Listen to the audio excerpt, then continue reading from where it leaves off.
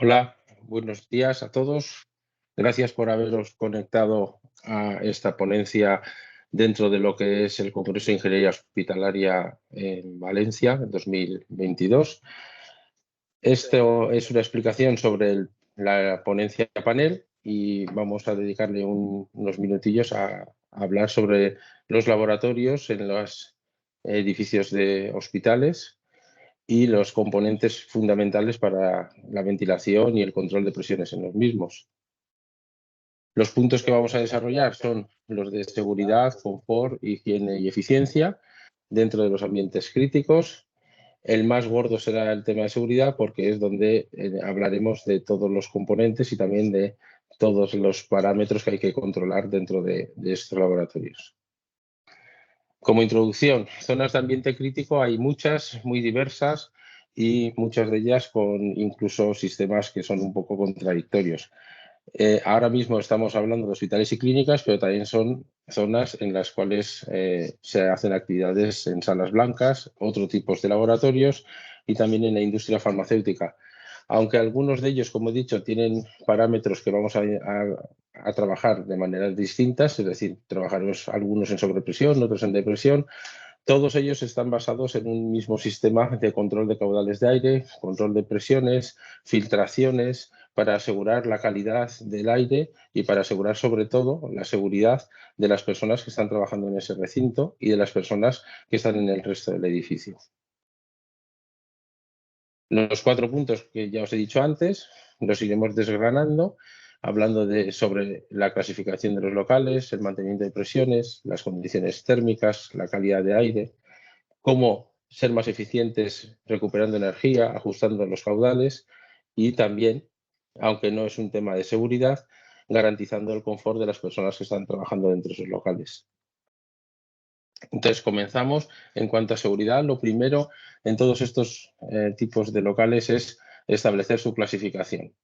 Todos ellos tienen unas normativas de referencia, algunas de ellas son de obligado cumplimiento y algunas de ellas son referencias en lo que es en el mercado. Si hablamos de hospitales en España, la norma principal de referencia es la UNE 100-713, en la que ya se nos establece una tipología de locales y dentro de esa tipología tenemos clase 1 y clase 2, son locales críticos y no críticos, y también tenemos unas exigencias en parámetros de ventilaciones mínimas, temperaturas, humedades relativas y presiones sonoras. No os pongo aquí la totalidad de la tabla, pero es para hacer referencia y para que sepáis cómo localizarla. En el tema de salas blancas, que quizás sea el tema más extendido cuando hablamos de este tipo de instalaciones, tenemos la clasificación ISO de las salas. La clase va desde la clase ISO 9, que sería la menos restrictiva, hasta la ISO 1, que sería la más restrictiva. Y podéis ver en esta tabla que os dejo aquí que está relacionada con la cantidad de partículas de 0,1 micras que puede tener el volumen de la sala. Entonces, tenemos salas 7, 8, 9, que serían unas salas mm, que podríamos decir convencionales, que no son muy exigentes, pero ya tendríamos salas muy exigentes desde lo que sería desde la 3 a la 5 y ultra exigentes en clase ISO 1 y clase ISO 2.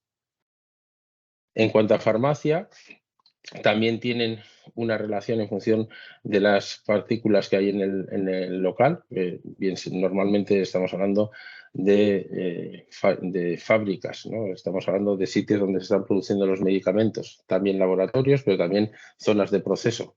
Entonces tendríamos una clasificación desde la A hasta la D que tiene una cierta correlación con la clasificación ISO de las salas blancas que hemos visto en la tabla anterior.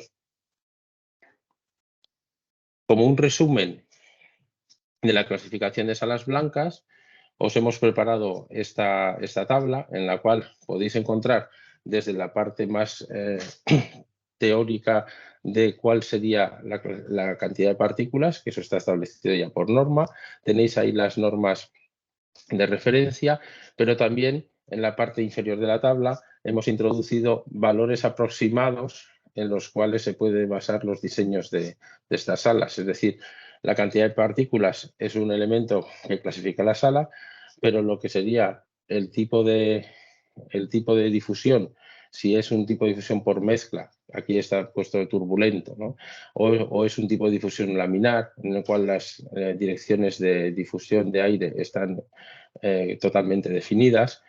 Veis que empezamos con un tipo de difusión rotacional o mixta en las salas de menor exigencia y nos vamos yendo hacia flujos laminares en las de mayor exigencia, o sea, acotado entre ISO 3 y ISO 8, que son las más habituales.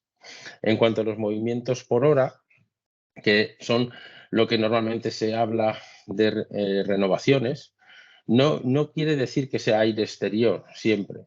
En muchos laboratorios todo el aire es aire exterior, pero en muchas salas blancas, por las cantidades enormes de caudal que hay que mover, son también aires recirculados. Aquí estamos hablando de movimientos por hora, es decir, cuántas veces se mueve en una hora el volumen de aire de la sala a través de los sistemas de ventilación y de filtración.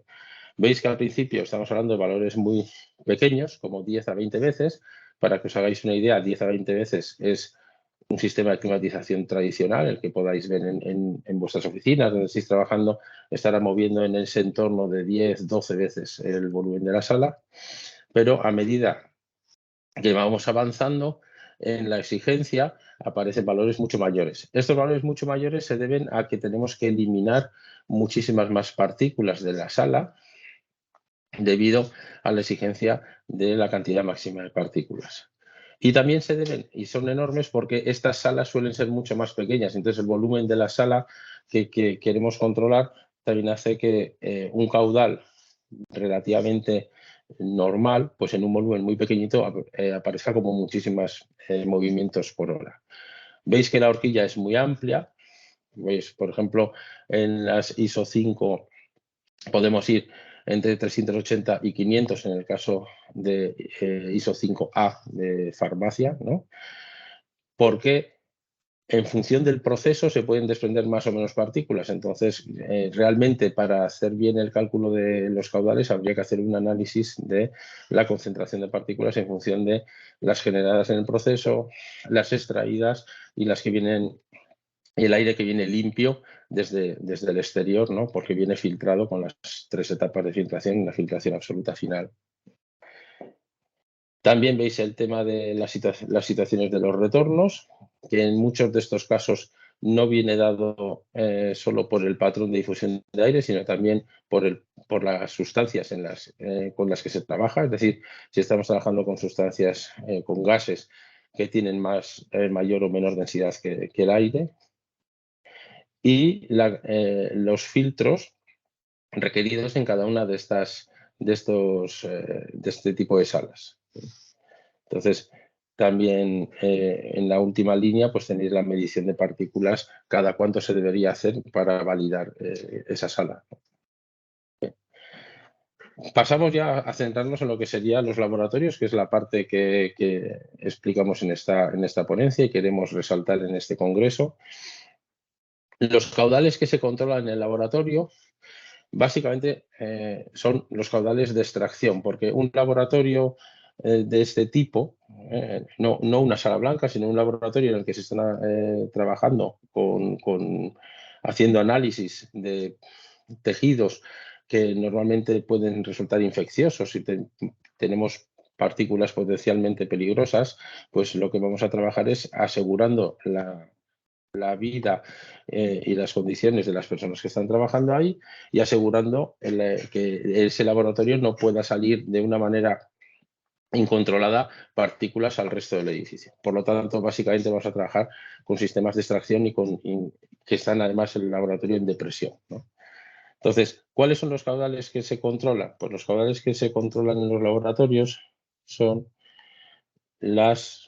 aquí voy a marcar las vitrinas de gases y las campanas de bioseguridad, que aquí están dibujadas estos 3 elementos que quieren indicar este tipo de armario en el cual se pueden realizar de manera segura pues, análisis de estos tejidos, ¿no? Entonces, las diferencias de la vitrina de gases y las cabinas las vemos dentro de un momento.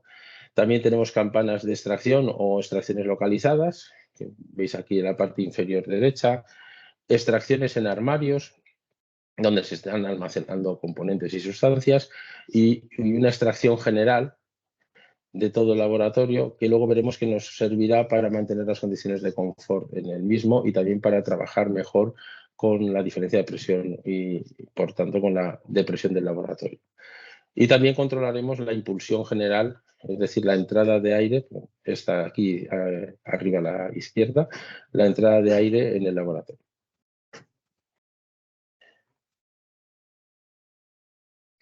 Las vitrinas de gases son armarios, bueno, son puestos de trabajo en los cuales la persona puede desarrollarlo con mayor seguridad, está trabajando sobre sustancias y lo que se genera es un paso de aire desde la parte externa del laboratorio, desde el ambiente del laboratorio, hacia la vitrina. Este paso de aire se define habitualmente por velocidad, que suele ser 0,5 metros por segundo, y esa velocidad tiene que permanecer constante. La parte variable es que la persona que está trabajando puede abrir o cerrar más lo que se llama la guillotina, ¿no? La cortina de acceso a la vitrina para trabajar. Por tanto, nosotros necesitaremos variar el caudal de extracción en función de esa apertura para mantener la velocidad que queremos. Esa velocidad de 0,5 metros por segundo nos asegura que no hay un revoco de gases del interior de la vitrina que pasan a través de la persona al laboratorio. También las vitrinas suelen disponer de accionamiento de alarmas por derrame. Si la persona ha tenido un derrame, pues ya no se trabaja con velocidad, sino que se extrae el aire a caudal máximo para asegurar que todo lo que pueda evaporarse de ese derrame vaya al sistema de extracción y no penetre en el laboratorio. En algunas vitrinas se trabaja con control de la apertura vertical, sin controlar la velocidad de paso de aire, pero esto suele dar lugar a problemas cuando las velocidades se reducen bastante por que tengas la guillotina muy abierta o en aquellas guillotinas que presentan además aperturas en horizontal que no son controladas por el sistema de apertura vertical. Las cabinas de bioseguridad hay de 3 niveles, de 3 clases, 1, 2 y 3. Las de clase 1 se parecen mucho a las vitrinas anteriores, mientras que las de clase 2 y 3 pues ya incorporan, bueno, clase 3 es totalmente cerrada, no hay un acceso no, es imposible que haya una salida de aire hacia el laboratorio desde la cabina, y en la clase 2 hay una impulsión de aire laminar en el frontal para evitar que se dé esta salida de gases desde la cabina hacia el laboratorio. También incorporan, a diferencia de las vitrinas anteriores, la filtración EPA del aire extraído en la propia cabina y no en la extracción general, como es en el caso de las vitrinas. También trabajan de presión sobre el local, por seguridad. Las campanas de extracción son elementos que se utilizan puntualmente y, por tanto, lo que suelen tener es o bien que se pueden mover para colocar la campana en la mejor posición para el trabajo que se va a realizar, o pueden ser fijas, pero suelen disponer de un interruptor para ponerlas en funcionamiento o no. No suelen trabajar con caudal variable, suelen trabajar con un caudal constante cuando están en marcha, pero lo que sí que suelen estar cuando no están en uso es paradas. Todo ello, bueno, y luego aquí no hubiese faltado, pero eso lo entendéis perfectamente, sean las extracciones constantes de los armarios. Todo ello lo que hace es que en el día a día del trabajo del laboratorio los caudales estén oscilando continuamente, estén variando, porque tenemos variaciones en las vitrinas, variaciones en las campanas que arrancan o paran, tenemos las estaciones localizadas funcionando continuamente, y nosotros necesitamos es controlar la presión diferencial para asegurar que vamos a garantizar que no haya salida de aire hacia la parte externa del laboratorio. Entonces, con el objetivo de controlar ese flujo de aire, tenemos que hacer ese equilibrado. Para hacer el equilibrado entre lo que estamos impulsando y lo que estamos extrayendo, lo que necesitamos es medir en cada punto cuánto estamos extrayendo y medir cuánto estamos impulsando para adaptarnos, porque la diferencia de presión se puede hacer también directamente midiendo la presión, pero es mucho más, vamos a decir, no segura, sino que es mucho más estable si controlamos por diferencia caudal que si lo controlamos directamente por presión. En el caso de apertura de las puertas, es decir, cuando el laboratorio abre la puerta, lo que se da es que se equilibran las presiones y entonces ya no hay diferencia de presión, sino que se queda a cero. En ese momento, lo que tiene que conseguir el laboratorio, el sistema de ventilación del laboratorio, es que el flujo de aire esté controlado, es decir, que el flujo de aire sea desde el exterior hacia el laboratorio.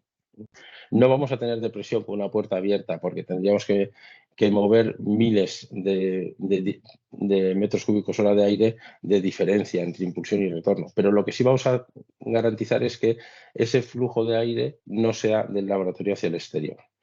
Por eso, los laboratorios y salas blancas de mayor exigencia de clasificación se incorporan esclusas para evitar que esa cantidad de caudal pueda pasar a la parte exterior y también para minimizar el efecto de la apertura de la puerta, porque lo que estamos haciendo realmente es poniendo una parte estanca pequeñita para que no se dé esa igualdad de presiones entre todo el edificio y el laboratorio.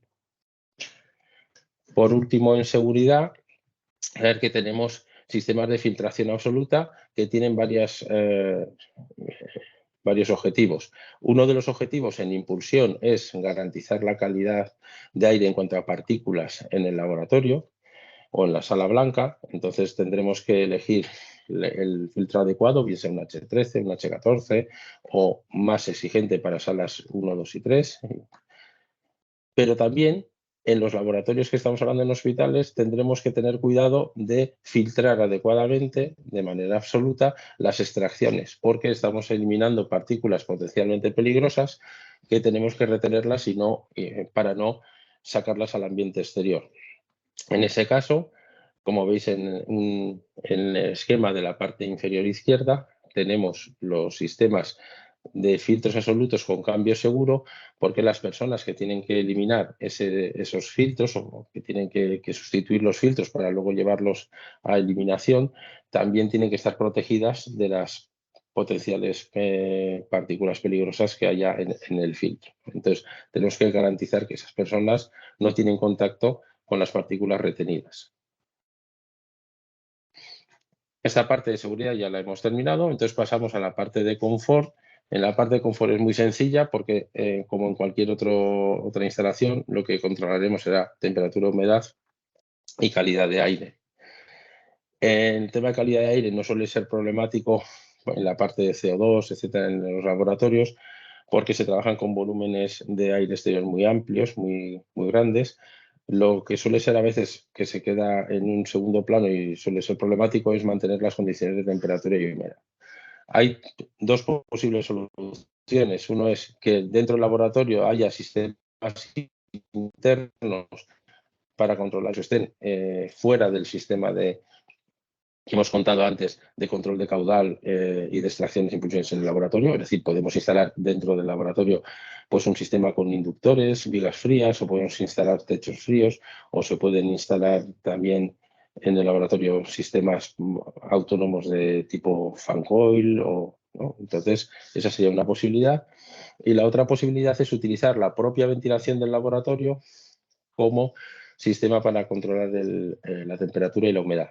Para ello, tendremos que incorporar en las UTAs, en las unidades de tratamiento de aire, aquellos sistemas de calefacción y refrigeración y de humectación que necesitemos, y también, aquí viene cuando antes al principio se había dicho la importancia de la extracción general, tendremos que tener una extracción general de manera que si por motivo de que el laboratorio no se están utilizando las vitrinas, no se están utilizando las campanas y hay poca gente trabajando, las extracciones por uso del laboratorio se cierran o se van al mínimo, tenemos que garantizar un caudal de aire suficiente para mantener la temperatura y humedad. Y esto lo conseguimos con la extracción general. Es decir, se cierra toda la parte de vitrinas, campanas, etcétera, pero se abre la extracción general en función de la temperatura y humedad para que haya ese mínimo de caudal que nos garantice las condiciones. El punto de higiene también es muy importante en toda la instalación. Los puntos críticos están relacionados con el tema de limpiezas y desinfecciones y validaciones de las salas y los laboratorios. Por lo tanto, todos los materiales tendrán que ser resistentes a estos procedimientos de desinfección. Las juntas, tanto en las unidades de tratamiento de aire como en las redes de conductos y también en los elementos, en los componentes de regulación de caudal, tendrán que ser todas de poro cerrado para evitar que haya proliferación de microorganismos dentro de la propia junta. Los componentes tienen que ser accesibles todos ellos para la limpieza, tanto en la UTA como en el sistema de ventilación, de manera que o bien tengan sus registros para poder proceder a su limpieza, como o que sean desmontables, cualquiera de las dos cosas. Las humectaciones, siempre que vayamos a hacer un sistema con humectación, tendrán que ser con vapor, no utilizaremos humectaciones de tipo adiabático que vayan hacia el local, y utilizaremos para generar el vapor, utilizaremos agua de consumo, de calidad de consumo, ¿no? Es decir, agua potable. Hay una norma, la VDI 6022, que también hay una certificación VDI 6022, que es como referencia para higiene en sistemas de ventilación. Sí que es cierto que es una norma de climatización, no es una norma de laboratorio, y que los laboratorios normalmente para su clasificación ISO requieren de estándares más elevados que la VDI 6022. Pero como referencia para buscar dónde son los puntos críticos de higiene, yo sí os la recomiendo que la tengáis a mano, o al menos que tengáis un resumen de la misma. En la eficiencia energética, importante, no es, en estos tipos de locales la eficiencia energética no suele ser el objetivo principal, porque realmente estamos hablando de locales en los cuales el proceso es más importante y también la seguridad de las personas. Pero son sistemas que, aunque no son muy grandes, tienen un gran consumo energético porque trabajan con caudales de aire exterior muy elevados. ¿Cuáles son los puntos críticos? Precisamente el movimiento de ese caudal, es decir, el tener que consumir en los ventiladores un montón de energía para mover ese caudal, atravesar también la parte de filtración, que aquí al tener 3 etapas tiene unas pérdidas de carga muy elevadas, y también el ajuste de ese caudal de aire en las condiciones de temperatura y humedad para que las personas que están trabajando en el laboratorio estén en unas condiciones confortables. Entonces, en ese sentido, trabajaremos sobre 2 pilares. Uno es la recuperación de energía térmica y el otro la reducción de consumo en los ventiladores. Para la recuperación, en estos casos de los laboratorios tenemos que tener el cuidado de no utilizar sistemas que transmitan partículas de un flujo al otro, sobre todo que no se transmitan partículas de la extracción hacia la impulsión en los laboratorios potencialmente peligrosos.